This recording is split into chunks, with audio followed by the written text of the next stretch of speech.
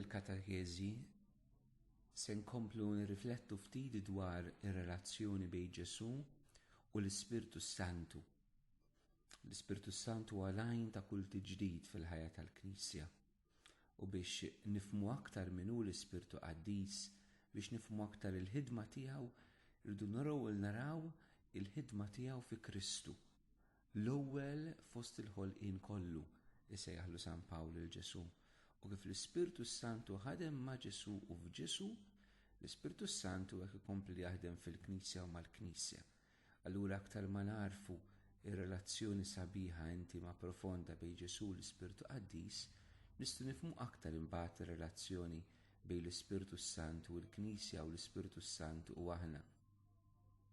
Rajna diġà li l-Ispirtu Santu kien involut fit-tnissiel ta' Ġesu permezz ta' Marija.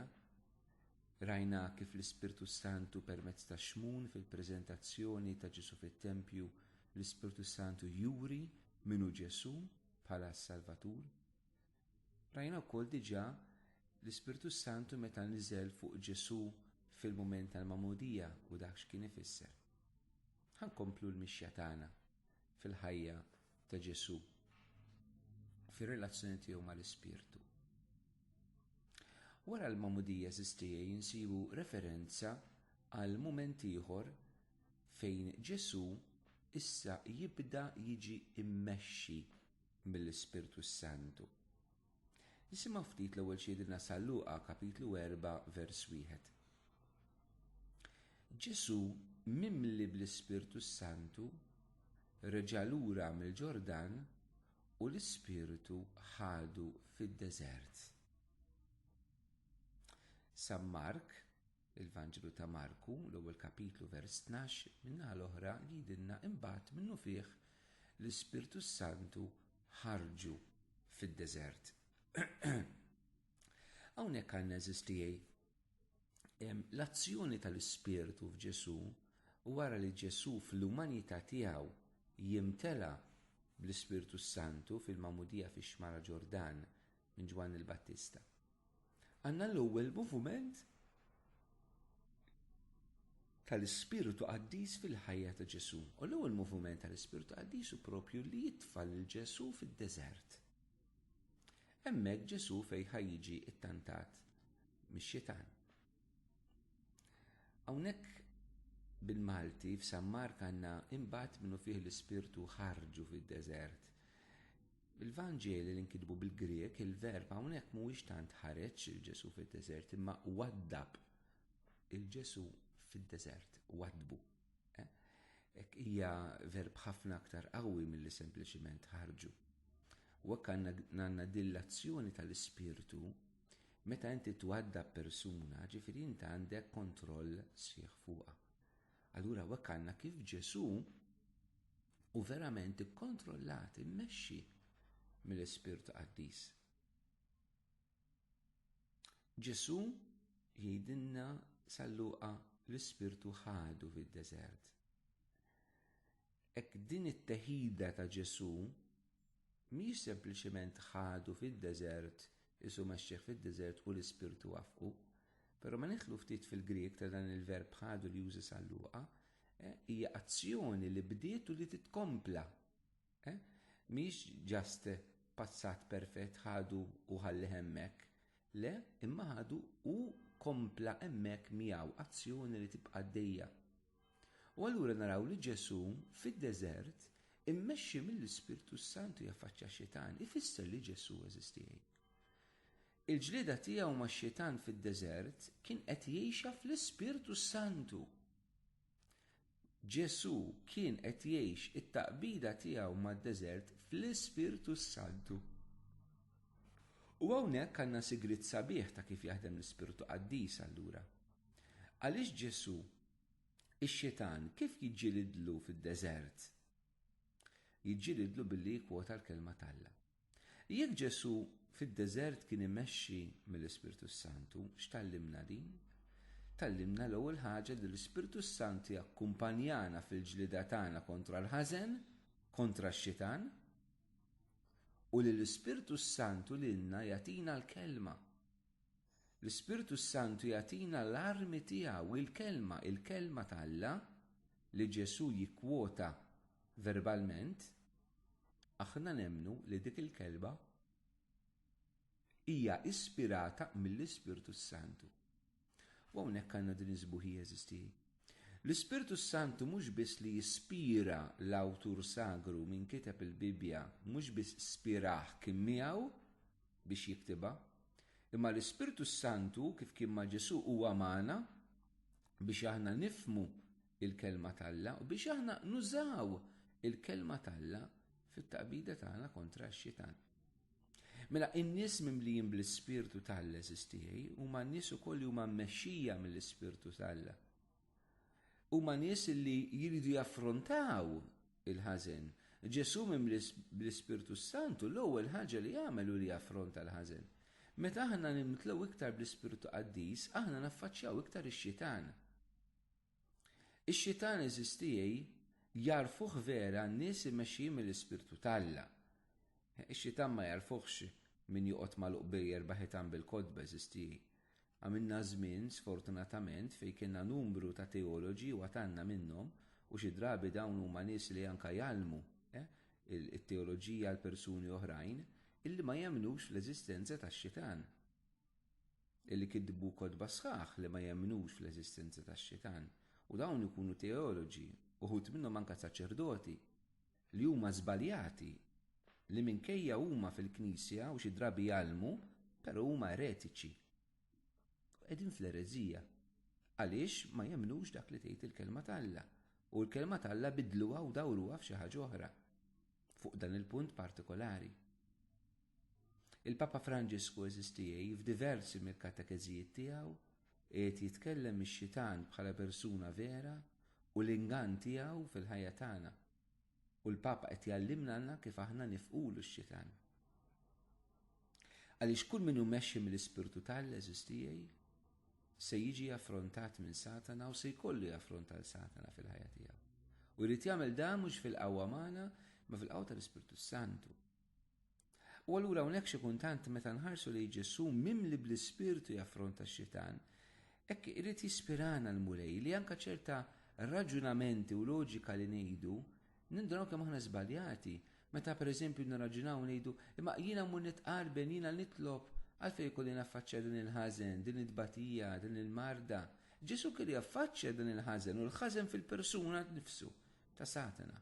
U għax kien mimli bl-Ispirtu Santu, ma Ġesu jibqa' mmexxi mill-Ispirtu waqt din it-taqbida ma' Satana. U allura eżistijaj huwa importanti ħafna li aħna nirrealizzaw li fit-taqbida ma' xitan iridu ngħixuha fl-Ispirtu Santu u mhux mill-forzi tagħna. Importanti iktar li aħna nħallu l-Ispirtu imexxina l quddiem ħanaraw kif anke San Pawli jidilna biex aħna nkunu mmexxija mill-Ispirtu. Dawk li huma mmexxija mill-Ispirtu mawli tal-Alla u Ġesu hawnhekk hu li ben tal-Alla perfett u għalhekk huwa mmexxi mill-Ispirtu Qaddis. Il-Mamudija il-Missier jgħid int ibn l-Aziz jew jgħid lilna dan hu ibn l-Aziz. U l-liben huwa mmexxi mill-Ispirtu. Aħna kemm aħna mmexxijin mill-Ispirtu Santu fid-deċiżjonijiet tagħna. Kemm aħna mmexxijin mill-Ispirtu Santu fit-tmexxija tagħna fil-parroċċi, fil-qdiet, fil-movimenti, fil-kunsilli parrokjali. Kemm aħna mexxijin mill-Ispirtu fil-ħajja tat-talb. Kemm aħna mexxijin mill-Ispirtu fil-ħajja tal-familja, taż-żwieġ, fil-ħajja tax-xogħol, fil-vakazzjoni, fil-biberiji. Kemm aħna mmexxijin mill-Ispirtu Santu jew le. U li nkunu mexxija mill-Ispirtu ma jfissirx li aħna jkollna ħajja faċli. Ikollna ngħaddu mit-taqbida. U tħallix dan jiskandalizzak hija, tħallix dan lilek ifixklek, tħallix dan jaqtalek qalbek.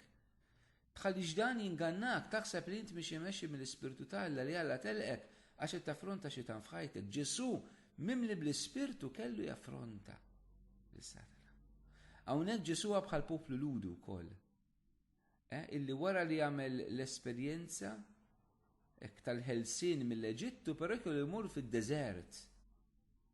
L-ewwel jagħmel esperjenza qawwija tal-Alla però li tieħdu fid-deżert bħalma Ġesu jagħmel esperjenza qawwija tal-Ispirtu Qaddis fil-Ġordan però din tieħdu fid-deżert. Fid-deżert il-poplu ludi se joħroġ bħala l-bniedem, il-poplu li ma jobdix lill-Alla fid-deżert. Nafu għal-ġrajja xiġri. U Ġesu fid-deżert se joħroġ bħala liben ubidjenti ta' Alla.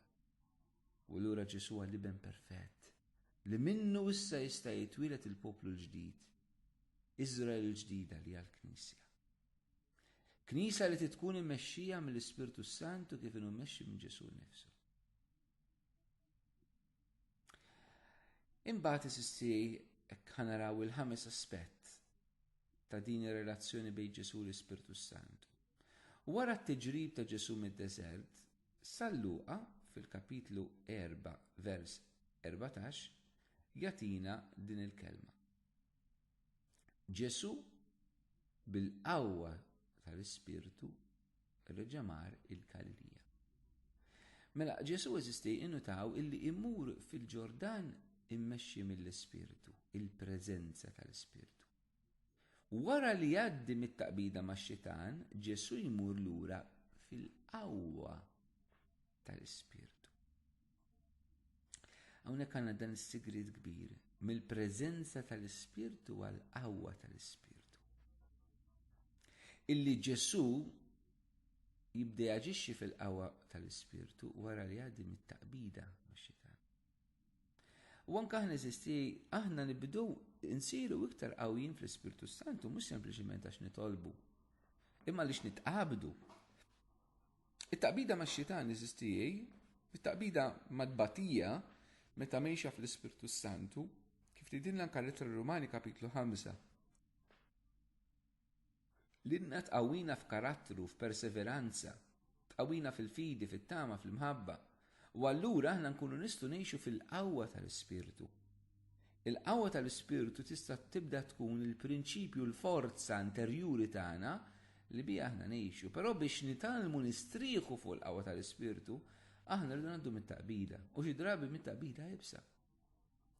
Għaliex diment li ma ngħaddux mit-taqbida, aħna naġixxu bil-qawwa tagħna, naħsbu li aħna kapaċi. Taħseb li inti tiflaħ, taħseb li inti tista'. Meta tgħaddi mill-kriżi, imbagħad tirrealizza kemm inti mhux kapaċi, imbagħad wara tibda tisrieħ fuq Alla. Kull bniedem ta' Alla eżistijej irid jgħaddi minn dal-mumenti biex jibda jgħix bil-qawwa tal-Ispirtu. U din il-qawwa tal-Ispirtu mbagħad f'Ġesu ħa toħroġ fil-missjoni partikolari tiegħu bħala il-Kristu, jiġifieri il-midluk, l-anointed one. U dan Ġesu permezz tal-kelma tal-Alla jurjunna fuq innifsu. Meta propju f'Luqa f'kapitlu 4 minn vers 16 sa vers 21 fis-sinagoga ta' Nazaret, il-post fejn Ġesu trabba, insibu din l-episodju. U ġie Nazaret fejn kien trabba, jidna Luqa. Daħal fis-sinagoga tagħhom kif kien imdorri jagħmel nhar ta' Sibt u qam biex jaqra.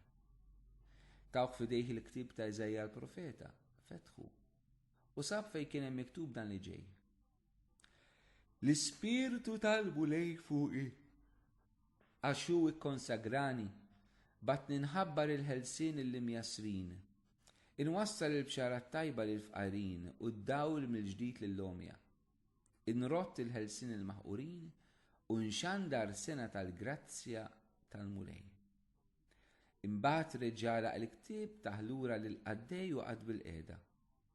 Għajnejn kulħadd fis-sinagoga kienu msamrin fuq u beda jgħidilhom din il-kidba seħħet illum intom u tisimgħu. Hawnhekk eżistijej għandna dan il-mument meta Ġesu jaraf lilu nnifsu fid-daw tal-kelma bħala il-qaddej ta' Jahwe, bħala il-Messija, bħala dak li kellu jiġi u jsalva il-poplu, jeħilsu mill-eżilju li kien jgħid fih jiġbru lura f'poplu wieħed. U dan bil-qawwa tal-Ispirtu. Ġesu jikkwota hawnhekk il-profeta Eżajja.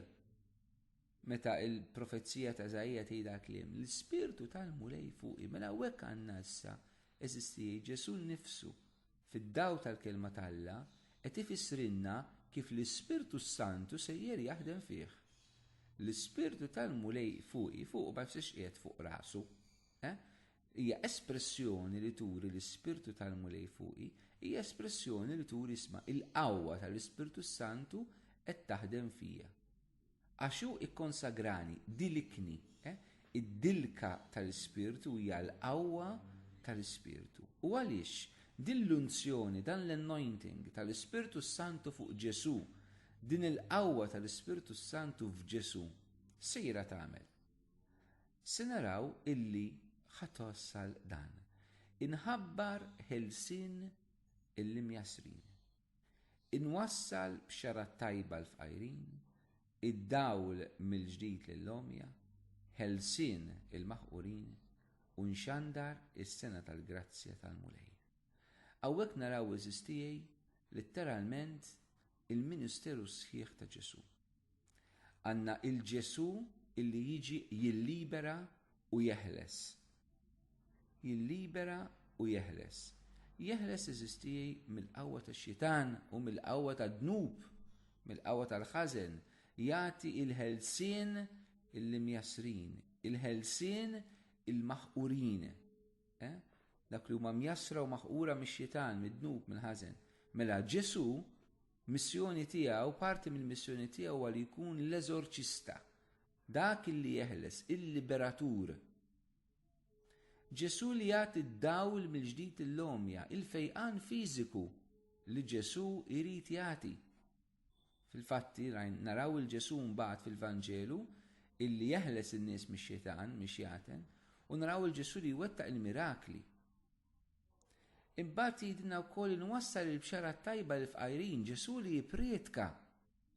L-ewwel qabel kollox li jippretka l-foqra. Il-Vanġelu l-ewwel qabel kollox indirizzat il-foqra mela l-Ministeru ta' Ġesu li keċċixjaten. Permezz tal-Ispirtu Santu Ġesu se jfejja. Permezz tal-Ispirtu Santu Ġesu se jippretka il-predikazzjoni ta' Kristu, it-talim kollu li tagħna.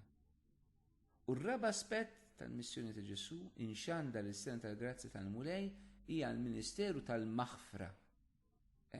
Is-sena tal-grazzja illi il-profeta hawnhekk jiġi jħabbar hija din il-maħfra, din rikonċiljazzjoni totali li Alla jrid jagħmel mal-bniedem. Allura hawnhekk naraw issa Ġesu minn l-Ispirtu Santu mela jaqdi dawn l-erba' missjonijiet li huma missjoni waħda tiegħu bħala l-midluk. Li jfejjaq, li jeżorċizza, li jippretka u li jaħfer. Dawn eżistijej biex ngħidlek huma l-missjoni tal-Knisja. U mal-missjoni tan-Nisrani. In-Nisrani li wkoll jitammed bl-Ispirtu Santu, in-Nisrani li jirċievi l-milja tal-Ispirtu. Il-Knisja li hija l-imamdin f'Ġesu u bil-qawwa tal-Ispirtu wkoll illum iridu jaqdu dawn il-missjoni. Li jkeċċu xjaten, li jfejqu l-mart, li jxandru l-Vanġelu u jxandru l-maħfra u jagħtu l-maħfra u r-rikonċiljazzjoni. Din il-missjoni ta' Ġesu eżisti. Xi drabi aħna din l-azzjoni tal-Ispirtu Santu fil-ħajja ta' Ġesu, sfortunatament, xi drabi ma noħduhiex b'mod sħiħ. Per eżempju, nenfasizzaw il-Ġesu li xandar il-bxara tajba. Imma Ġesu li jippretka, Ġesu li jgħallem, dik mhijiex, dik hija parti mill-missjoni tiegħu. Ma nistgħux nifirduha minn Ġesu li jeżorċizza, minn Ġesu li jfejjaq u minn Ġesu li jaħfer. Meta naqbdu waħda minn dawn nagħmluha assoluta u ma nagħmluhomx l-erba' flimkien bħala Knisja nonqsu, bħala Nsara nonqsu. Issib min jgħidlek pereżempju l-importanti li aħna nagħlmu l-verità. Ta' żgur l-importanti. Ġesu ġie għallem ukoll, ġie xandar il-bxara tajba. Però Ġesu ġie jeħles. Ġesu ġie jfejjaq, Ġesu ġie jaħfer. Jekk inkunu Knisja biss li tgħallem, imma mhux Knisja li taħfer, mhux Knisja li tfejjaq anke l-mart fiżiku. U mhux Knisja li tiġġieled max-xitan li teħles in-nies mill-qawwa tax-xjaten, allura aħna maħniex Ġesu sħiħ f'dak li qed nagħmlu. Maħniex ngħixu fl-unzjoni tal-Ispirtu Santu b'mod sieħu b'mod totali. L-istess hawn min jagħmel enfasi fuq Ġesu li jfejjaq. U donna din biss Ġesu li jfejjaq. U ma jagħtix l-importanza fuq it-talim sħiħ ta' Ġesu. Dak ukoll ma nkunux qegħdin fl-unzjoni sħiħa. L-istess min jenfasizza biss il-ġlida max-xitan, Ġesu ġie ħlisna mix-xitan. Però mbagħad ma jenfasizzax il-fejqan, il-maħfra, ix-xandir tal-Vanġelu ukoll ikun żbaljat. L-istess min jenfasizza biss kunu knisja li taħfer. Imma ma nagħlmux imbagħad il-verità kif inhi, il-verità li ġieli tweġġa' n-nies. Meta naqbdu waħda minn daw eżistijej, għaskapitu tal-oħrajn ma nkunux fit-totalità ta' dak li Ġesu għamel. U għandna bżonn il-kol kemm aħna eżistijej nieħdlu fl-unzjoni sħiħa tal-Ispirtu Santu, l-Ispirtu li dilek il-Ġesu u li jibqa' jidlek il-Knisja bil-qawwa biex taqdi din il-missjoni. Fl-Atti tal-Apostli f'waħda mill-pritki ta' San Pietru eżistijej, naraw kif San Pietru jiġbor fl-imkien hekk dan li Ġesu jgħid dwaru nnifsu f'dan il-mument, San Pietru f'waħda mill-pritki tiegħu propju jagħmel referenza għal din il-missjoni ta' Ġesu bħala dak li midlub l-Ispirtu Santu. Fl-Atti tal-Apostli kapitlu 10 minn vru 37 sa 38 fil-fatti jgħidilna hekk. Intom tafu b'dak li ġara mal-Ludija kollha, ibda mill-Galilija wara li Ġwanni kien xandar il-Mamudija, tafu kif Alla konsagra l-Ġesu ta' Nazaret bl-Ispirtu Santu u bil-qawwa. Arat jagħmel referenza San Pietru għall-Mamudija ta' Ġesu u Ġesu li midlub bl-Ispirtu Santu bil-qawwa tiegħu. U x'kien l-effett tad-dilka ta' Ġesu tal-unzjoni, tal-anointing tal-Ispirtu Santu fuq Ġesu? U jkompli San Pietru jgħid, u kif dan Ġesu għadda jagħmel il-ġid u jfejjaq il-daw kollha li kienu maħkuma mix-xitana x'Alla kien miegħu. Kemm sabiħ eżistijej. Din id-diskrizzjoni ta' dak li jagħmel Ġesu. Ġesu għadda jagħmel il-ġid u jfejjaq il-daw kollha li kienu maħkuma mix-xitan għax Alla kien miegħu. Jekk inneħħu l-Ġesu u npoġġu l-Knisja f'dan mument, naraw kif għandha tkun il-Knisja li hija mmexxija u mimlija bl-Ispirtu Santu. Nistgħu ngħidu kif Alla konsagra lill-Knisja bl-Ispirtu Santu, nistgħu anzi ngħidu aħjar flok Ġesu ta' Nazaret nistgħu ngħidu l-Knisja f'Malta u ngħidu tafu kif Alla konsagra l-Knisja f'Malta bl-Ispirtu Santu bil-qawwa u kif il-Knisja għaddiet tagħmel il-ġid u tfejjaq il-daw kollha maħkuma mix-xitan għax Alla huwa magħha.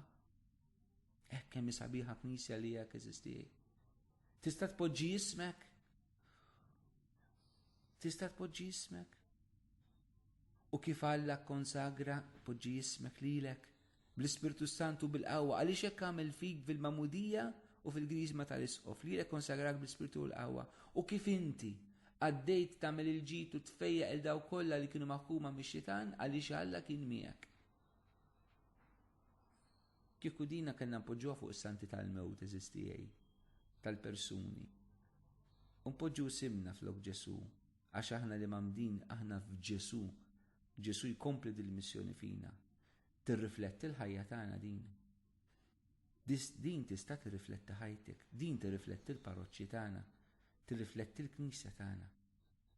Nemmnu li aħna konsagrati b'din il-qawwa tal-Ispirtu u bħal Ġesu ridu ngħaddu nagħmlu l-ġid u nfejqu il-daw kollha li huma maħkuma mix-xitana li xalla huwa magħna. Xi drabi kemm aħna l-bogħod minn dan Ġesu u minn din it-tip ta' Knisja. Ġesu midluk fl-Ispirtu u l-Knisja midluka fl-Ispirtu. Kemm għandna bżonn nkunu verament imamdin fl-Ispirtu Santu u mmexxija minnu mill-unzjoni tiegħu. Imbagħad ħa naraw is-sesistijej hawnhekk diġà minna referenza għalih, imma fil-Vanġeli ħansibu referenza iktar diretta, espliċita ta' relazzjoni bejn Ġesu u l-Ispirtu Santu li hija din is-sitt aspett allura. Li Ġesu kien ifejjaq u kien ikeċċi xjaten permezz tal-Ispirtu Santu. Il-fejqan u tkeċċija ta' xjaten qed naqgħadhom flimkien għax ħafna drabi Ġesu nnefsu rabathom flimkien. Kif għadna kif rajna anke issa. Ġesu fis-sinagoga ta' Nazaret xejtaw. U dan naraw iktar b'mod espliċitu. F'Salluqa kapitlu 5 versi 17 jidinna il-qawwa tal-mulej, referenza l-Ispirtu Santu, kienet fih biex ifejjaq. Għatilizzajtu li Ġesu fl-umanità tiegħu fl-inkarnazzjoni ifejjaq bil-qawwa tal-Ispirtu Santu. Ġesu ifejjaqna bil-qawwa tal-Ispirtu Santu. Tan drabi l-Vanġelu ta' Luqa jgħidilna minnu kienet toħroġ qawwa li tfejjaq il-kulħadd. Għalhekk in-nies kienu jridu jmissuh il-Ġesu. Għax minnu kienet toħroġ qawwa li tfejjaq il-kulħadd. Din hija l-qawwa tal-Ispirtu. Il-qawwa li tfejjaq min imisma' Ġesu jirċievi l-Ispirtu Santu li jfejqu. Nistgħu ngħidu għalih dwarek u dwar il-Knisja. Li min imisma' l-Knisja jesperjenza din il-qawwa illi tfejjaq. Nistgħu ngħidu għall-Knisja għalik minna toħroġ qawwa li tfejjaq il kulħadd. Dan l-istess Spiritu Santu li ħadem f'Ġesu biex fejjaq u l-istess Spiritu Santu li ħadem fina biex ifejjaq. U l-istess Spiritu Santu eżisti ħanaraw Ġesu li jgħid ċaru nnifsu li huwa ħeles in-nies mix-xitan bil-qawwa tal-Ispirtu. F'San Mattew kapitlu 12 vers 28 jgħidilna hekk. Iżda jekk jien qiegħed inkeċċi xjatem bl-Ispirtu ta' Alla, dan ifisser li waslitilkom is-sekna ta' Alla. Ġesu jgħid ċar, jien qed inkeċċi xjatem bl-Ispirtu ta' Alla. L-Ispirtu Santu huwa l-eżorċista. Wa dak li jkeċċi xitan. F'San Luqa kapitlu 11 vers 20, Ġesu jerġa' jgħidilna din l-istess kelma bidla żgħira, però tfisser l-istess. Iżda jekk jiena qiegħed inkeċċi xjatem bis-saħħa ta' Alla, f'San Mattew jgħidilna bl-Ispirtu ta' Alla, f'San Luqa jgħidilna bis-saħħa ta' Alla. Dan ifisser li waslitilkom is-sekna ta' Alla. Iż-żewġ tifrus huma identiċi. Id-differenza fil-kliem hija li f'San Mattew jgħidilna bl-Ispirtu ta' Alla, f'San Luqa jgħidilna bis-saħħa ta' Alla. U hekk allura għandna waħda tfisser l-oħra. L-Ispirtu Santu huwa s-saħħa ta' Alla u s-saħħa ta' Alla huwa l-Ispirtu Santu, huwa l-qawwa ta' Alla, s-saħħa hija l-qawwa. L-istess qawwa li Luqa 5:15 jgħidilna l-qawwa tal-mulej, is-saħħa tal-mulej nistgħu ngħidu kienet fih biex ifejjaq. U l-qawwa tal-mulej kienet fih biex ikeċċi xjatem. L-ewwel kellna b'mod ċar eżisti. U anke aħna eżisti. Hawnhekk turin issa missjoni mhux biss it-taqbida personali tagħna max-xitan li rridu nġilduha fl-Ispirtu Santu. Imma li aħna għandna l-awtorità u s-seta li Ġesu tal-imam din kollha mhux xi qassis eżorċista biss. Ġesu tal-imam din kollha, kull minnu mammet huwa eżorċista eżisti. Kull minnu mammet il-Knisja tirrikonoxxi li l-qawwa tal-Ispirtu Santu fih hija l-qawwa li biha jkeċċi xjatem. Il-Knisja bi prudenza u għall-ebda raġuni oħra, hija biss bi prudenza illi titlobna sabiex it-taqbida max-xitan fl-oħrajn meta tidħol il-kmand dirett. Biex inkeċċu xitan, inħalluha fidej saċerdoti imqabdin mill-Knisja b'mod partikolari biex jagħmlu dan li nsejħulhom l-eżorċisti. Però noqogħdu attenti li x'jista' jkun li aħna nirriduċu it-taqbida max-xitan għal ftit persuni magħżulin mill-Knisja u dan huwa żball. Huwa żball. Għax din mhix il-missjoni li Ġesu tal-Knisja, ma tgħix jerba' min-nies fil-Knisja. Ġesu jagħti din missjoni lil kulħadd. San Mark kapitlu 16 tal-Vanġelu jgħid dawn huma s-sinjali li jsieħbu l dawk li jemmnu mhux jerba' min-nies fil-Knisja mqabdin mill-isqof. Kull min jemmen, f'ismi jkeċċu xjatem. Għaliex li mamdin kollha għandhom l-Ispirtu ta' Alla. Huwa l-Ispirtu Santu li jkeċċi xjatem. Mela anke aħna eżistej nistgħu nitolbu fil-qawwa tal-Ispirtu Santu għal xulxin biex ninħelsu mix-xitan. Illum rajna mill-eżistijej kif l-Ispirtu Santu jaħdem f'Ġesu billi jmexxi lil Ġesu, billi jidlek il-Ġesu bil-qawwa tiegħu, u rajna kif l-Ispirtu Santu din il-qawwa li huwa jaħdem fi Kristu timmanifesta lilha nfisha, turi lilha nfisha fit-tkeċċija tax-xjatem u fil-fejqan tal-morda.